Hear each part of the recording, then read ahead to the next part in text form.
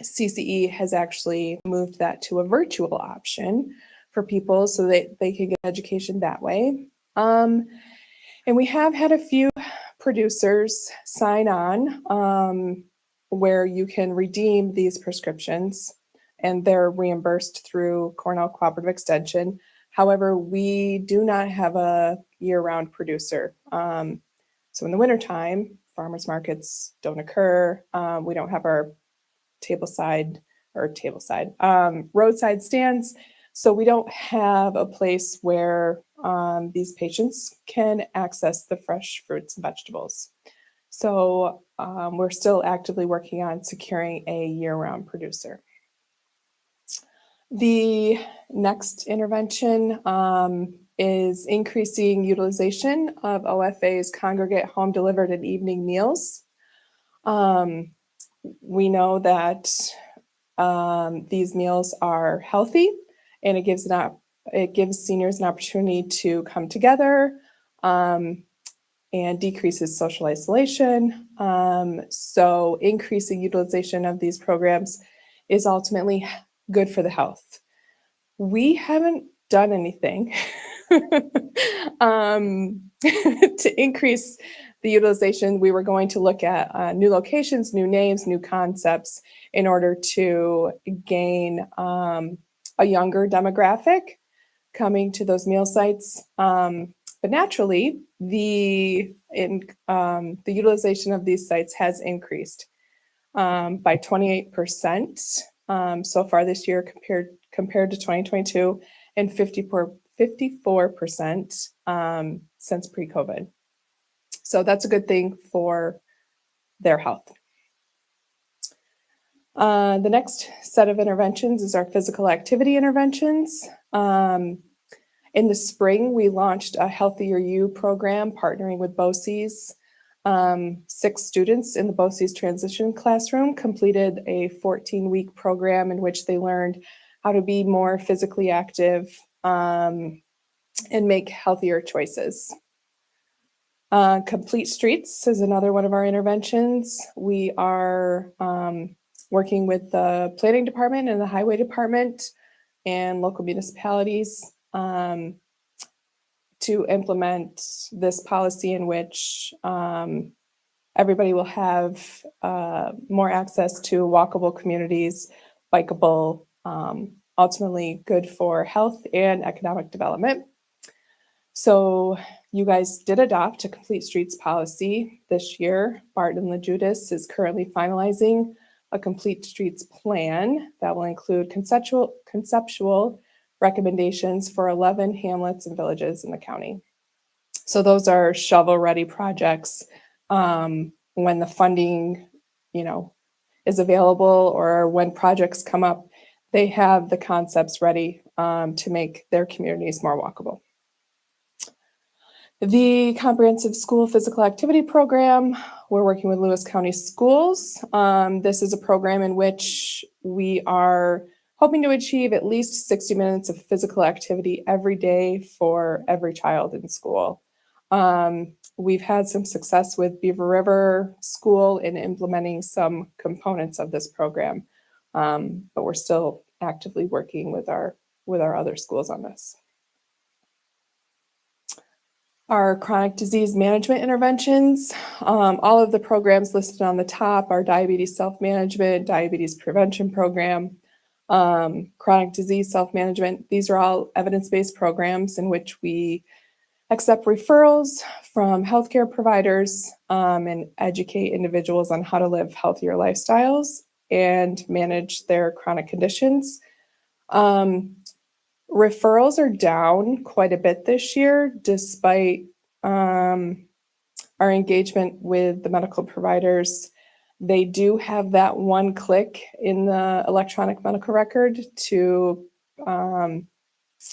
do those referrals to this program. So we're still troubleshooting how to increase referrals because we have seen a lot of success. Every month when I report to you, I report how many pounds are lost by our DPP participants. And we've seen a lot of really significant health transformations as a result of this program. So it is something that we try to push as much as possible.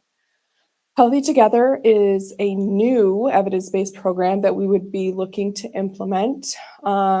This is like our diabetes prevention program, in which we're teaching healthy lifestyles to children age 7 to 13, and it's actually their entire family. So this is something that was requested by our pediatricians.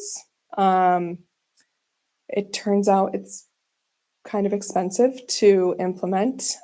So we were looking for some grant funding. We did apply and were not awarded, but we did include the cost of this program in our 2024 budget, and we'll continue to look for other grant funding opportunities should we see those arise. But that is something that we will be implementing in 2024. 16,000, yes.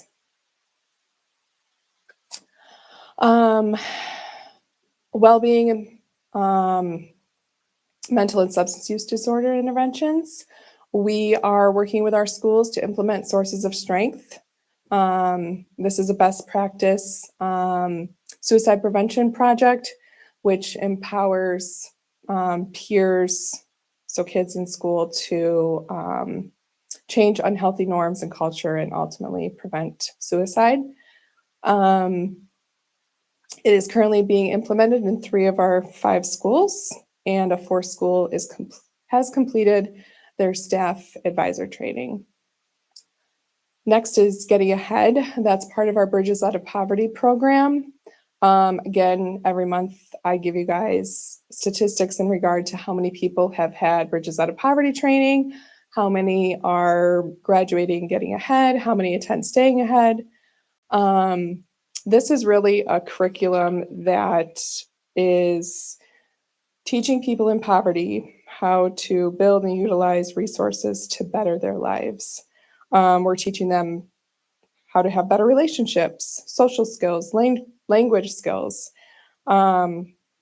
We've had 37 graduates in Lewis County to date since we started this program in 2020.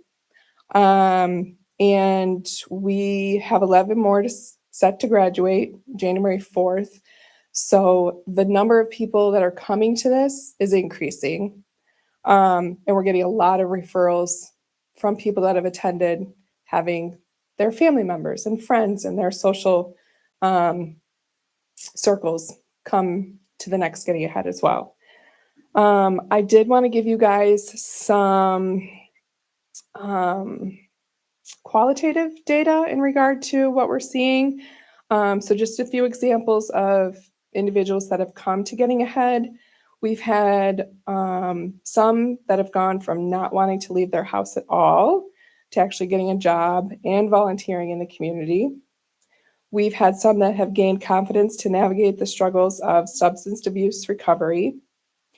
We've had some get their GED, and they're seeking a career rather than just having a job. And they're gaining confidence to advocate for their children in a positive way rather than getting angry and shutting down. So those are just a few success stories of our Getting Ahead graduates. But I've gone to a couple of graduations now, and some of them get up and speak, and it is very just wonderful to hear their stories and how much this program has changed their lives. So if you ask me, I think the Getting Ahead program and the ripple effect it's going to have in our community is going to be vital in long-term improving our health outcomes here in Lewis County. Suicide prevention interventions. So zero suicide and zero overdose are included as part of our community health improvement plan. CRADO has adopted a policy and a procedure that was board approved and is being implemented. Lock and Talk Virginia, we have worked with the Lewis County Sportsman's Club and distributed more than 200 gun locks at the Lewis County Fair this year. But it's not just at the fair. I mean, every chance we get, we're providing this outreach and the safety mechanism. Gatekeeper trainings, we, the QPR, Safe Talk, Adult and Youth Mental Health First Aid and Assist, those are all trainings to empower community members, agency folks, students, to recognize signs of suicidal thoughts, and how to help somebody if they see that. It also empowers them to feel more comfortable in these conversations. So these trainings are offered regularly. We work with many community partners. And again, in your monthly report, I provide you updates in regard to where the trainings are being held and who we're training. And then postvention, this is our traumatic loss team. We had always responded when we were called upon in 2023. The beginning of that, we transitioned to an active response. So whenever there's a traumatic loss, the traumatic loss team is actually reaches out rather than waiting to be reached out to. And so far, 10 loss survivors have been worked with so far this year. And the falls resulting in hospitalization, the program that we had chosen to implement was the HARP program, or Home Hazard Removal Program. We were actively working with OFA and Lewis County Home Health and Hospice to implement this, but ran into some barriers. And we're now looking at the SAIL program, the Stay Active and Independent for Life. Everything has an acronym in public health. Because this is teachable either seated or standing, and does not require an occupational therapist. That was really the biggest thing, was finding an OT that could provide the education for HARP. Those are in short supply here in Lewis County, so the SAIL can be taught by anybody who goes for that specific training.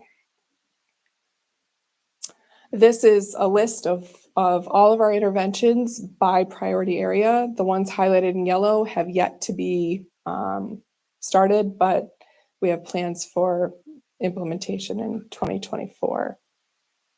And that's all I have. What questions do you guys have, if any?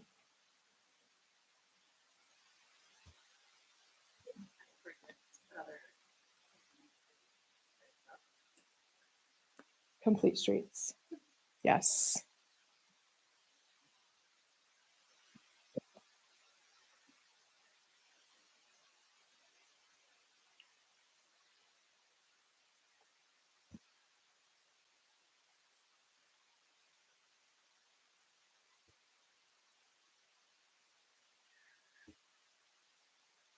I think, number one, supporting us in our endeavor to do this is great.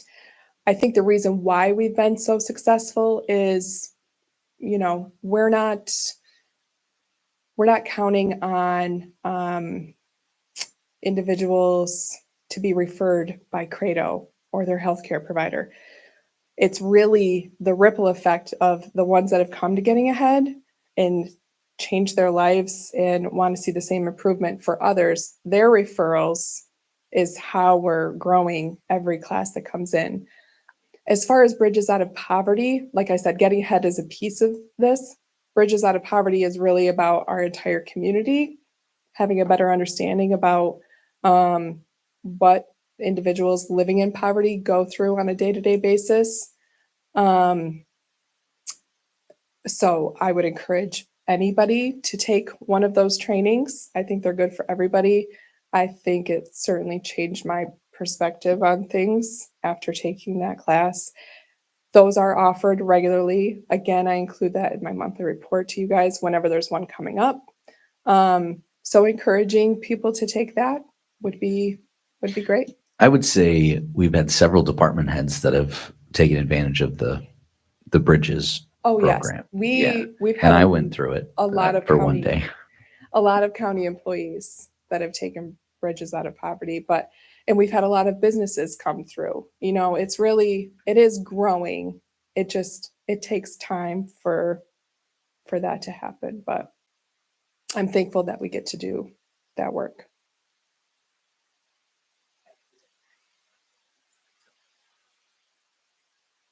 Other comments? Because it's good for everybody. In regard to, well, number one, I love to walk. But just making our downtowns more inviting. So it's good for the economy, it's good for business, really good for health. It's a good feeling to have everybody feel like they're welcome in the downtown. It's, you know, visually appealing. We we want to go there because I know I can do a complete route because there's a sidewalk all the way around town. That kind of thing. That's why I'm most excited about it. You know, Larry, we are putting quite a bit of money into the complete streets because we're doing the Glenfield project next year, and then we're looking to get design funding for Constableville. I think was the one we had talked about doing next. They've got the conglomerate intersection there that there's really no sidewalk or safe crossing at all. So that would be the next one. And again, these are, you know, long-term things, and we're not going to decrease the obesity rate tomorrow or even next year.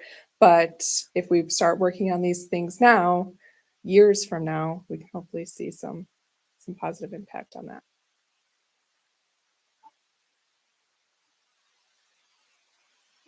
Thank you.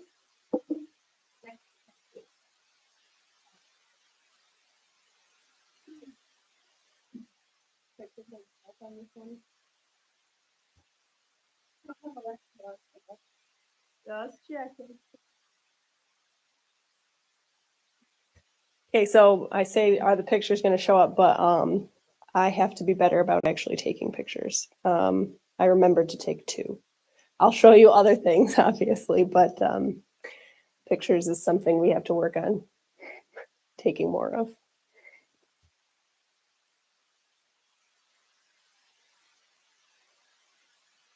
Okay, so we did our first employee benefits fair as just the county. You may have heard of the hospital has done them in the past, and we're going to look to get back with them, but we'll go through what we were able to pull together this past year.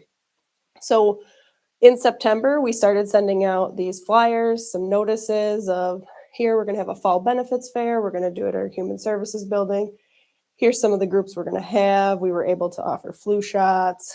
We had a lot of employees request conversation about retirement and what the next steps are with there. So we sent out a lot of flyers trying to get some traction there. Then the week leading up to it, we sent out the Meet the Vendor series. So each day, my staff sent out a flyer for each vendor, a new one each day, discussing who they were, what they were there to offer, and again, just what they could do to help the employees so that they knew kind of who was going to be at the fair, so they could potentially go to them or decide whether or not they needed to be there and for how long. So as far as vendor attendance, we did have 9 vendors show up. We did have one, Aflac, that had an emergency. They were unable to attend last minute, but we're setting up a secondary meeting with them for employees. And as well as the 9 vendors, we had public health there, and they were able to provide the annual flu shots for employees that were able to come and sign up. Each of our vendors brought different raffle items for the employees, and those were drawn, and we dispersed those the Friday and Monday following. We had a $25 gift card, bowls, water bottles, backpacks. All of them had their vendor logos. And our wellness team had put together some county cash as we're trying to support our team here with Naturally Lewis. this is where I took a picture. See, retirement presentation. So my staff was able to pull together a retirement presentation.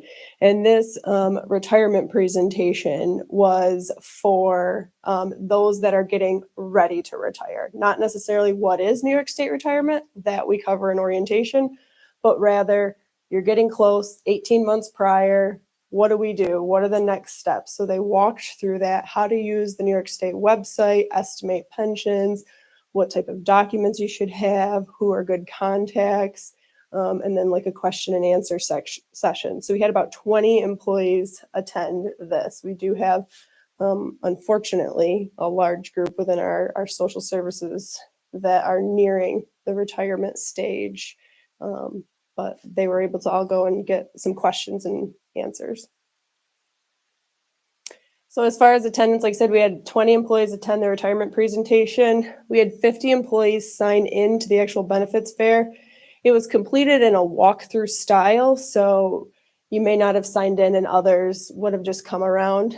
At our county wellness stand, we had 30 employees that provided activity suggestions, which was really helpful. And when we were looking through the individuals that came, we had at least one employee from most of the departments. Employee engagement overall, we did have a slideshow of pictures from 2023 that we were trying to, again, show the different activities that we have had. We've had our community cup. We did department head trainings, our leadership academy. We had an employee appreciation picnic this year with the highway building ribbon cutting. We had pictures from the DSS ribbon cutting. So we had a lot of different pictures from those activities throughout the year. The sign-in table had our new Lewis County lanyards that you've received, some stickers, just promoting our updated logo and rebranding that we've put out there. And then again, that wellness team was able to collect numerous suggestions for those potential engagement down the line and how we could use the funds that they have for our employees and how they want them. So future ideas, we'd like to expand the options to increase attendance across departments. So difficult ones, we've got highway, solid waste, recreation that they may be out in a field or not be able to come away. We've got our jail, dispatch, road patrol that are harder to leave their current locations in DMV. So trying to figure out how we can increase attendance for those or get the options out there for them. Other ideas we've had are to incorporate some of these various vendors and presentations into our spring highway safety day. So our highway team and recreation team attend a safety day with with a lot of vendors and other highway departments that come in. So what can we incorporate there? Also joint efforts with our hospital as they bring back their benefits fair, and really just overall continuing to explore different ideas and engagement opportunities for our employees. So that's what I have. Questions? Yeah, very much well received for those that could attend. And that'll be the big thing next year is improving that attendance. Any other questions for Caitlin? Okay. Thank you. And Cassandra, we can move on to draft resolutions. The first one is authorizing cash transfer and partial repayment of indebtedness to Lewis County Health System under the 2018 MOU with an immediate transfer of $2.5 million from fund balance and an additional $1 million payments toward the outstanding balance in 2024 and 2025. And the debt balance will continue to be reduced by crediting the county with the annual administrative cost allocations for 2023 and thereafter. Any discussion? All those in favor say aye. Aye. Opposed, nay. Carries. Amending compensation plan with reference to public health to create an early intervention services coordinator full-time at grade 24 through February 2nd, 2024. Any discussion?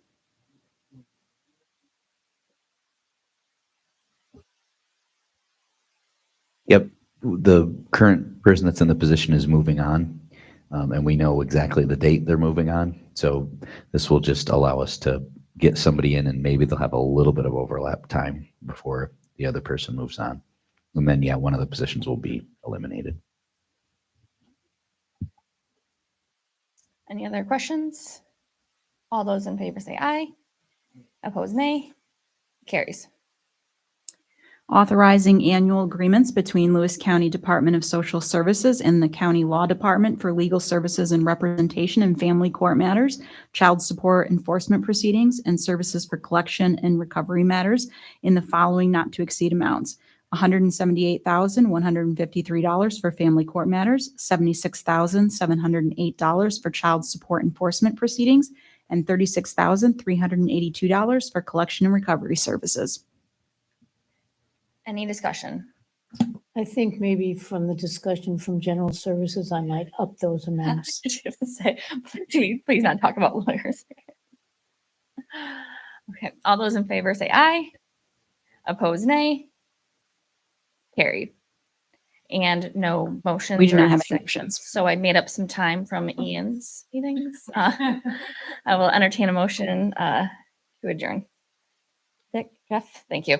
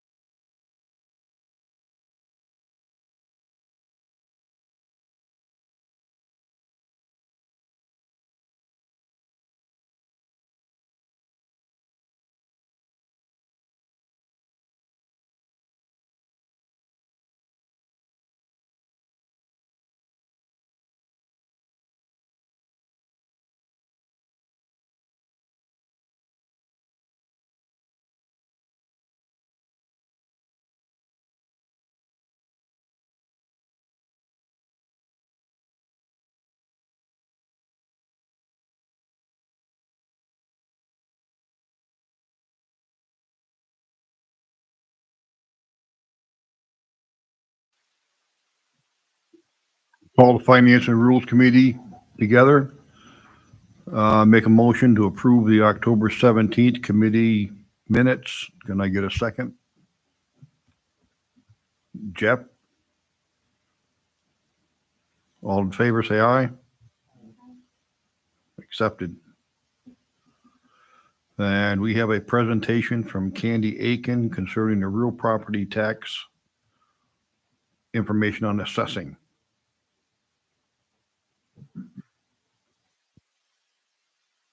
Okay, thank you. So across the counties in New York State, several counties are going to county assessing services to towns. So Ryan has asked me to look into this. So currently, Lewis County has 11 sole appointed assessors in each town. We have 25,258 parcels. We have one CAP, which is a coordinated assessing program between Montague and Osceola. 10 years ago, we had 4 CAPs in Lewis County. That is shrinking because it's harder to get assessors in the ever shrinking pool of assessors out across the state. An important date is September 30th, 2025. That is the end of the current county director and appointed assessor 6-year term. And at that time is when a lot of assessors that are at or over retirement age, they usually like to fill out their term. So we do anticipate having some assessors in Lewis County be retiring at that point. This is a map of the equalization and a reassessment activity that has taken place in Lewis County. Currently, the county's 2022 established equalization rate is 78.68%. The state average is 70.32%. So we are above the state's average, but it's still lower than what we like to see. Our town's equalization rates range from 47.5% to 100%. And again, the state average for that is 69.71%. Our town revaluation projects range from 2001 to 2023. For 2024, the only town that is doing a reval assessment is the town of Martinsburg. So some county services to towns that can be contracted under New York State real property tax law is we can offer appraisal services, data collection services, assessment services, or all of the above. There is some money available for counties that do provide services. It's a one-time payment of up to $1 per parcel. And in order to get that funding, you do have to enter into the we call them 1537 agreements. So what are the steps we need to take to make this happen? So in the 2024 budget, I have put in a request for 1 assessor and 1 data collector position. That'll give us time to start training whoever is appointed. So that way they are certified by the end of this term, which is again, September 30th, 2025. If they're not already certified, which most likely anybody that is going to apply for this is not already certified. Then we'll need to determine a fee to charge back to the towns because this isn't a donation or a give out service that the county is going to offer. And then we'll need to initiate the 1537 agreements with the different municipalities.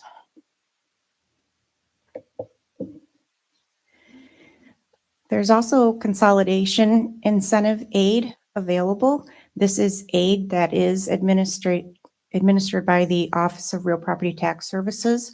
It's available to municipalities and counties that participate in one of the following: a coordinated assessing program, which Montague and Osceola are currently in that program and have been for some time. A county coordinated assessing program, which would be if we had 2 or more townships that decided to enter into agreements with the county under the 1537 rule, we could have them as a coordinated assessing program, and then, or county run assessing, which is like Tompkins County, where the county does the assessing for the entire county. And they do not have any sole assessors. The aid consists of a one-time payment of up to $7 per parcel, and that is capped at $140,000 per municipality. So in my other slide, I mentioned what would be an appropriate fee to charge. So I just made a graph here of some of the counties across the state that have the 1537 agreements and what they are charging their townships to do this. And this is a per parcel fee that is charged back to the towns that they have the agreements with.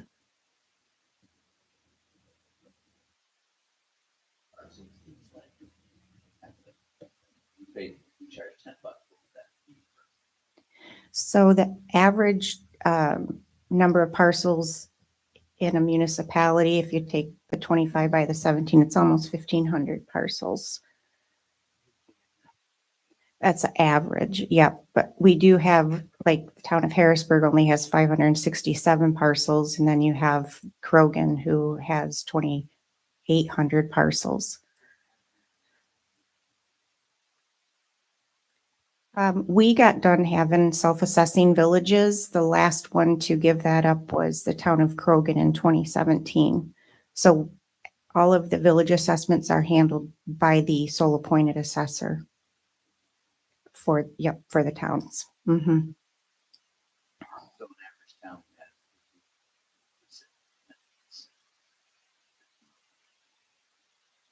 That would be the average. Right. Yeah. And currently, I took the total assessor's salaries and combined them together, and it comes out to $263,000 that it costs all 17 of our towns to have sole appointed assessors. The average, because a lot of towns base that on the number of parcels, so the average is $10.19 a parcel. And the range, though, is $8.08 a parcel to $13.48 per parcel. So depending on the town that the assessor is in. The town of Lowville does include benefits, and a couple of the towns also in that figure includes their data collector and their assessor aide. A couple of our towns have assessor aides. But Lowville's salary. No, because when they give us their budgets, it's broke down by assessment. This is what their fee is for assessment.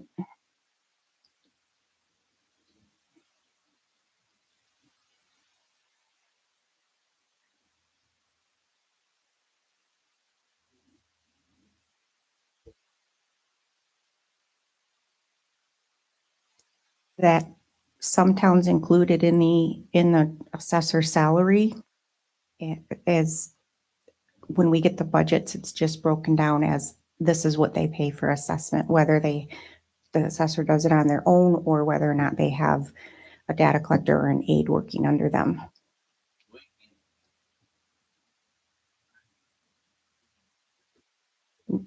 No, most towns don't. We only have 2 that actually have data collectors.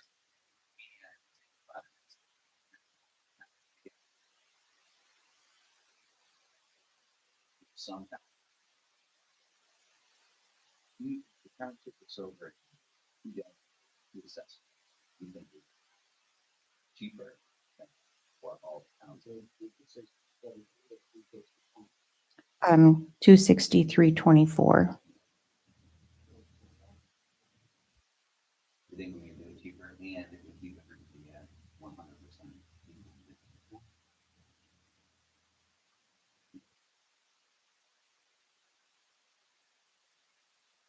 You're talking about the salary, the average?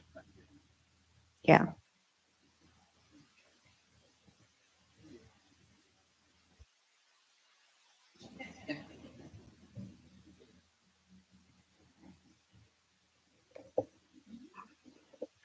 So just a few points before questions. One of the complaints that we get from property owners is their lack of being able to get a hold of the assessors during business hours.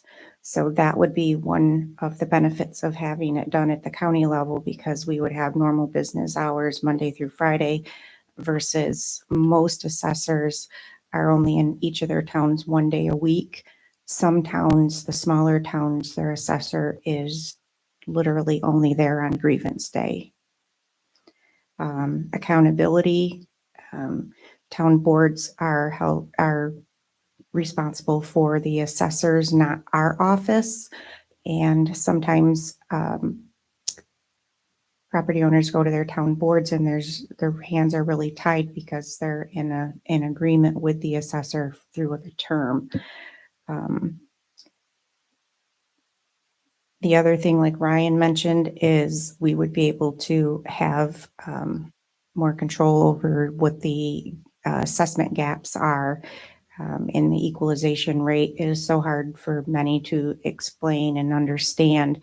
So by having the county do it, we would have more resources to maintain 100% and stay within the program to keep 100% by staying in the revaluation program. So it would stay at 100% or as close to it as we could each year.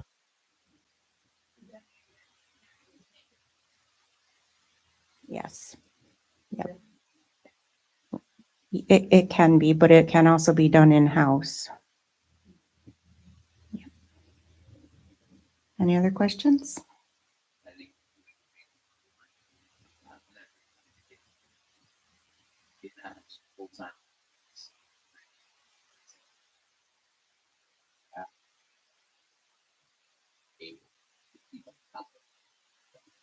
Fall, the 70s or 60s, we would stay within the county. So the big expense of the reval, you one time to get everybody up. Then once you're up, those expenses really should be. And there is additional funding. I didn't put it on here because I didn't want to get into all of the nooks and crannies of assessing, but another source of funding is state aid for doing a reval is $5 per parcel on the actual total reval years. And then if you stay in the program, the years between your reassessments, you can get up to $2 per parcel to maintain the inventory, the data collection. So there are funds available for that as well each year in the governor's budget.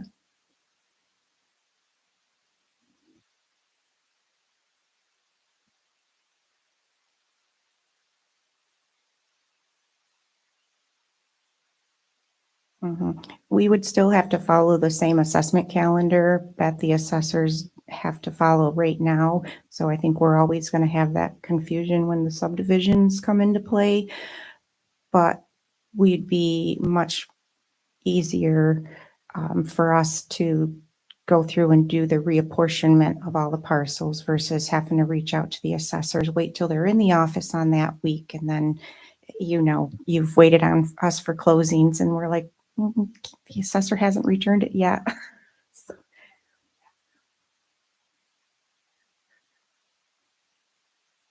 absolutely. Yep. Thanks for your time.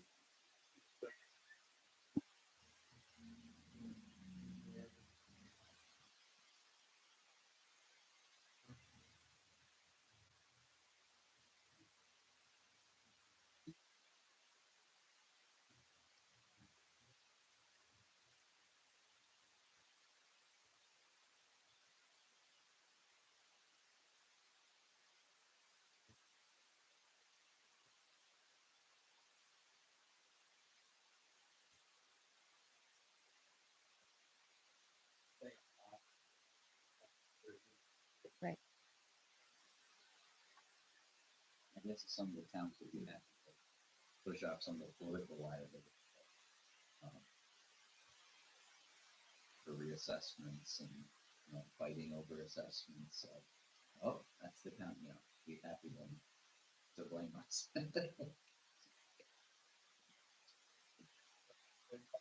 You're welcome.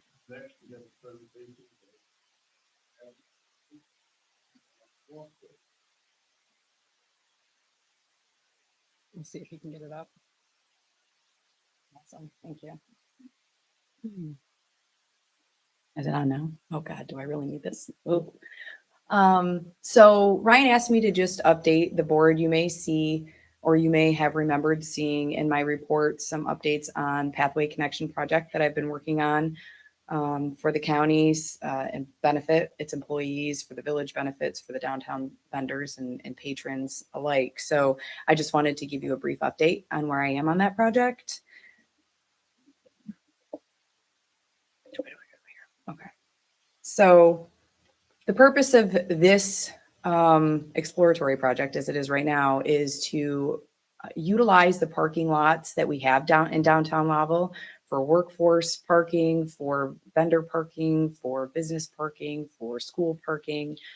Because if you come here between 8 and 5 and you don't get the benefit of parking in this parking lot, I mean, coming from a woman who was pregnant twice and had to walk back and forth across the street in the middle of winter, it is an obstacle course in some instances.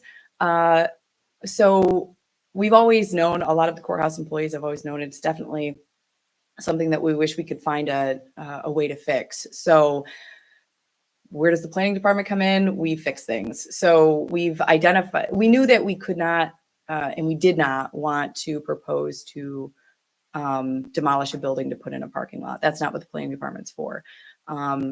So how do we best use our time, resources, funds, and space in the downtown area to utilize what we already have? Well, we build corridors, we build connections. It's part of the Complete Streets efforts. It's part of the connectivity that was expressed as a huge and dire need through the DRI outreach project. So it's definitely a need. And I'm sure if you talk to, and I'm sure the directors are probably aware, their employees probably moan and groan a lot about the parking, and as they're rightfully so. So we're exploring right now a connector from Park Place to the United Methodist Church parking lot, because it's an underutilized parking lot. There's nobody parking there during the day. And luckily, we've had a really great partnership with Randy Shell, who is the president of that group, and he's more than happy to share that resource to the community, to the courthouse, to the jurors, to utilize during the daytime and evening. So just really quick, the reasons why we're going into this, if they're not obvious, the response to numerous complaints regarding the constrained parking options. I don't know if you recall, but a couple years ago, bless you, the village was having a lot of issues with school parking, whether it be students and or teachers on Waters Terrace, and they were blocking driveways. So the response, which was not a bad response, was to, really hone in on that parking and availability. So they whittled it down from 23 available parking spaces to 11. So, okay, where do those other cars go? They go to the Veterans Park, right? Well, the Veterans Park is where county employees and jurors park, and downtown patrons. So it definitely squeezed a lot of what was available out of the options for county employees. So the county employees, jurors, constituents struggle to find parking options on North State Street. And according to the ITE parking generation manual, they typically say that a destination is considered to be around 300 to 500 feet from a parking lot. Now, the Veterans Park is approximately 750 feet from the nearest realistic parking space. And the corridor that we're trying to map out is just under 700, depending on where you're coming in and out of. So it is a better option, not the best option, but there is no other option within 300 to 500 feet. And pedestrian safety has been a common concern among courthouse employees and visitors. And since 2007, Tim Hunt was able to pull me some data from the DOT query that since 2007, there's been 98 recorded incidents and accidents at this crossing right here, or in this vicinity, in this block area. And just between 2007 and 2014 alone, 4 of them were significant pedestrian accidents. I think at least one of them was a courthouse employee. And then obviously the grand scheme of things, long-term, we want to improve the downtown connectivity with additional prospective connections between that unutilized parking lot, the United Methodist Church, and Shady Ave. So ultimately, I would like to get a connector between Shady Avenue and United Methodist Church if this project were to come to fruition. So the scope, again, right now I'm in exploratory stages. I connected with the property owners because we would have to agree to an easement between Matt Zayer's property, which is in this picture, it's to the left, and Margaret Handel's property, both rental properties. So obviously my first step was to connect with them to make sure that this is something that was on the table, that they weren't completely against, that they would be welcome to discussing further.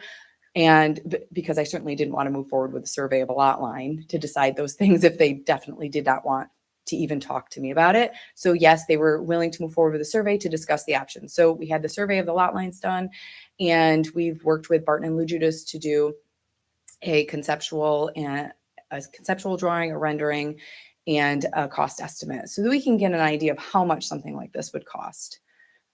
These are all steps that I would typically take for grants, just to kind of give you context. And then the next steps, if we were to find realistic ways to fund this project, then it would go towards the easements and then construction. So this is the rendering that they sent me this morning. So as you can see, there's a 4-foot split rail fence that keeps with the community character. The original rendering had a chain link fence, which I don't think would have been very welcomed by the neighboring properties, nor did it fit within the community character. So we had that changed up a little bit, and it also saved a lot of money.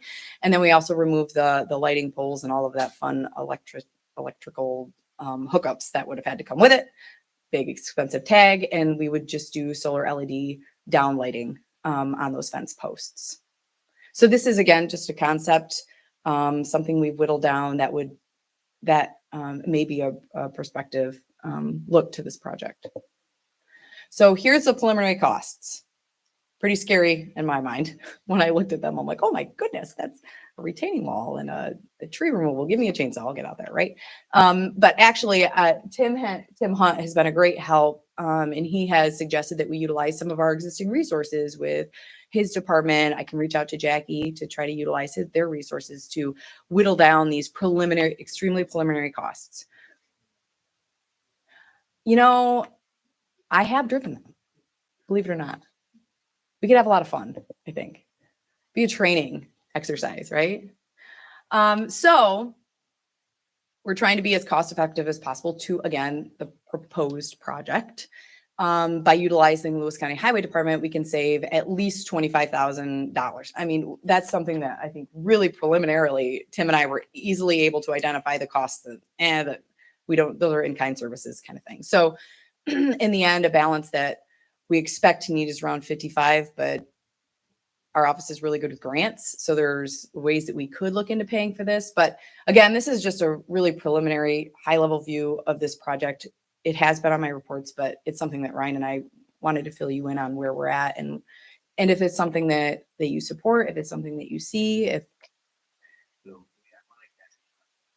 It's not.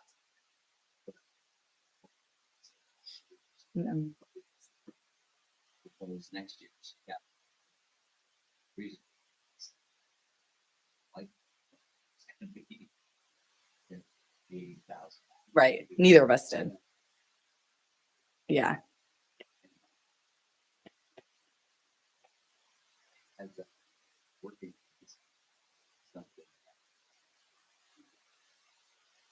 that does.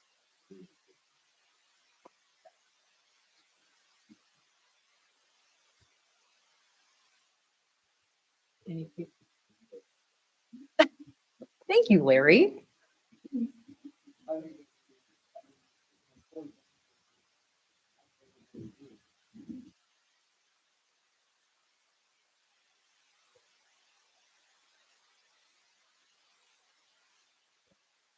Didn't mention.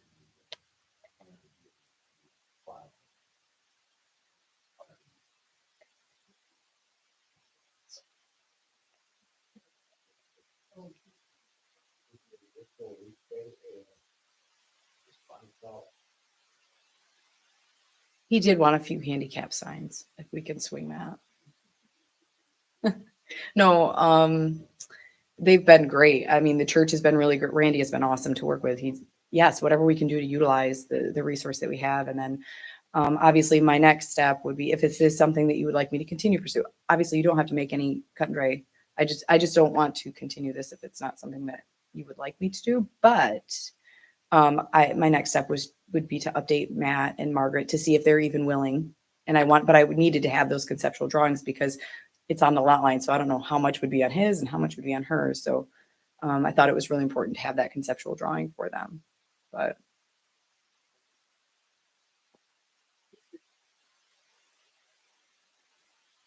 it could be, but with the downtown revitalization funding, that would be out a couple of years. So we would just have to put this on the back burner. But there are a couple rabbits that I could try to pull out of a hat for funding. I was actually thinking I could probably put this in with shared services because it really is a village benefit too. And the county is willing to put in so much in kind. So I could slide that on the shared services plan and we could essentially have all that covered. So again, I don't need anything voted. I haven't finalized anything yet, but I just wanted to share what we were trying to work on based upon employees and the feedback that we've gotten. I know jurors, when they come in, there's no parking. I mean, some have to even park down at the Lions Club parking lot. So.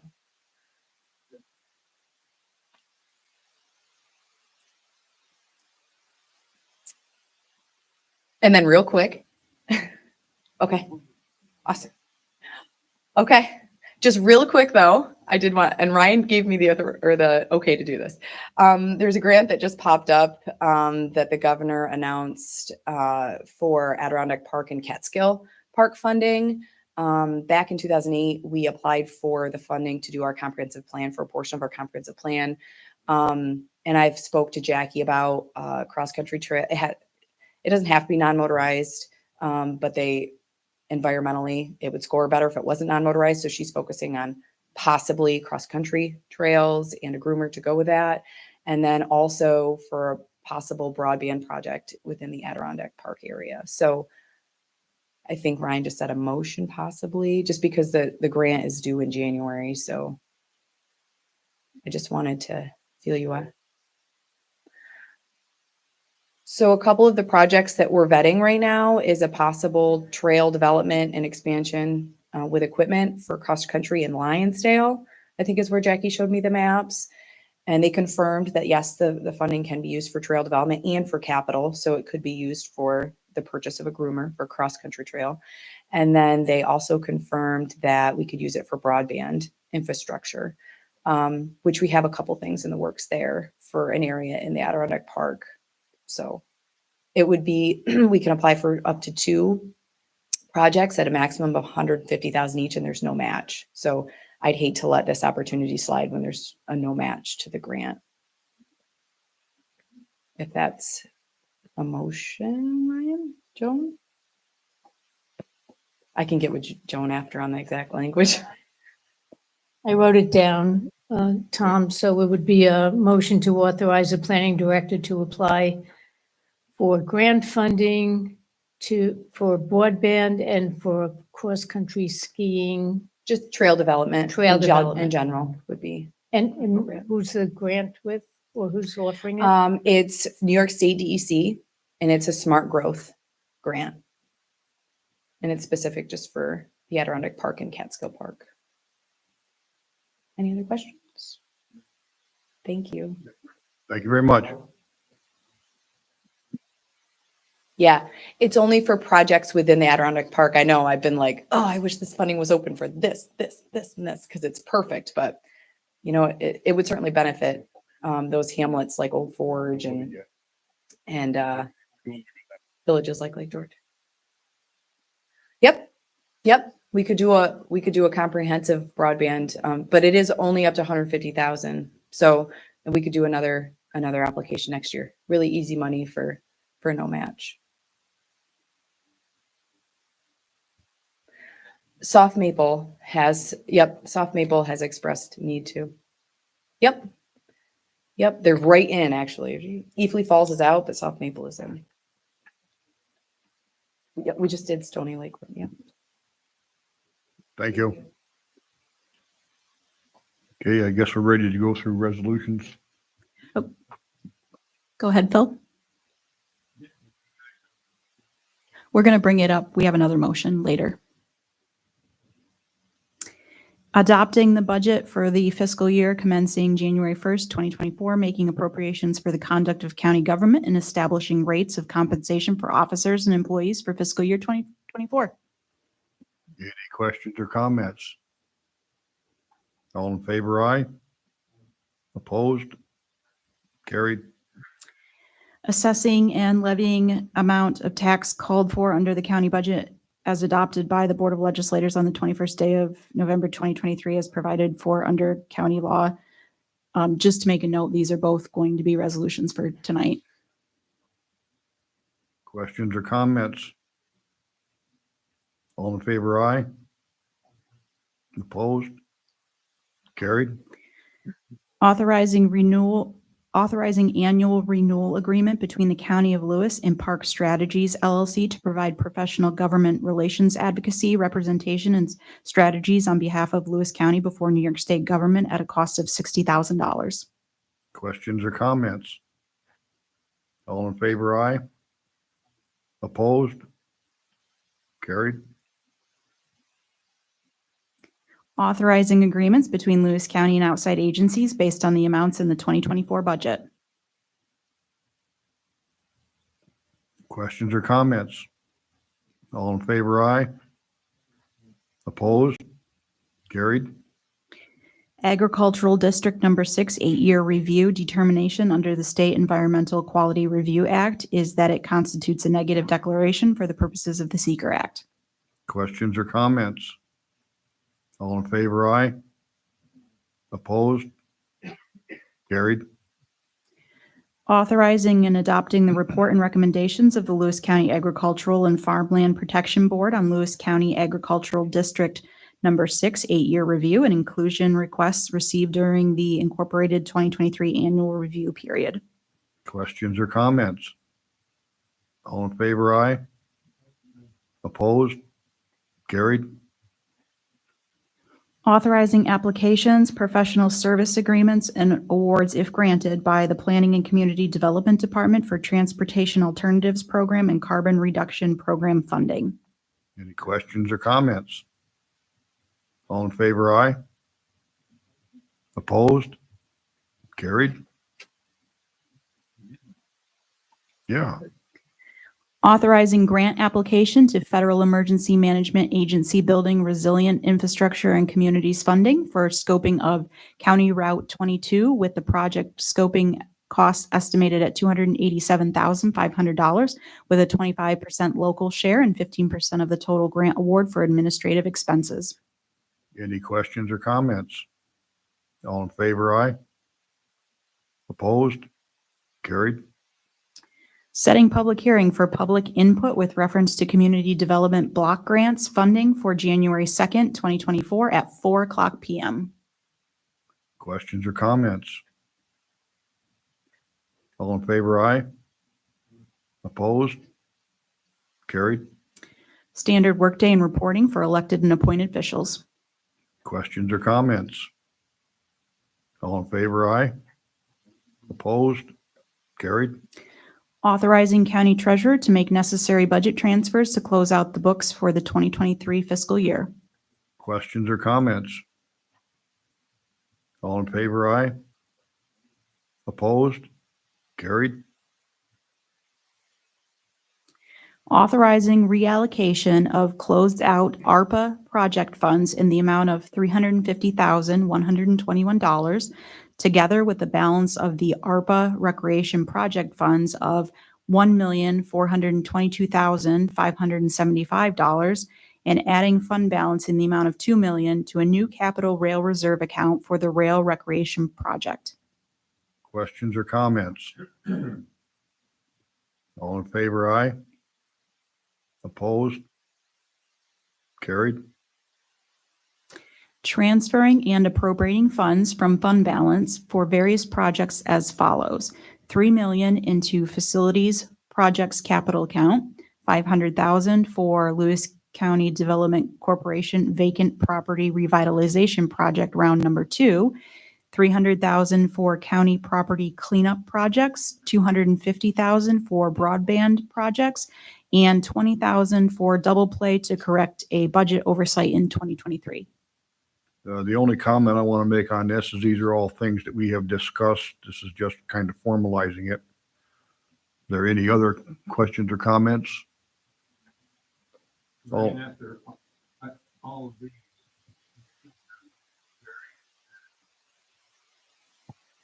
Yeah, after everything we've moved, including the money that was moved in the previous committee, we've moved about $8.5 million. So our fund balance will still be around 20 million, a little less than 20 million. So, well, yeah, 20 on a $60 million budget. Yep. So we're good. Yeah, 10% is what the comptroller would say per minimum. 20% is what they would consider healthy. So 30% is still quite good. And a lot of this stuff is not necessarily being moved to be spent right away. So it's not like we're writing checks out the door. We're just moving it around in our accounts. So.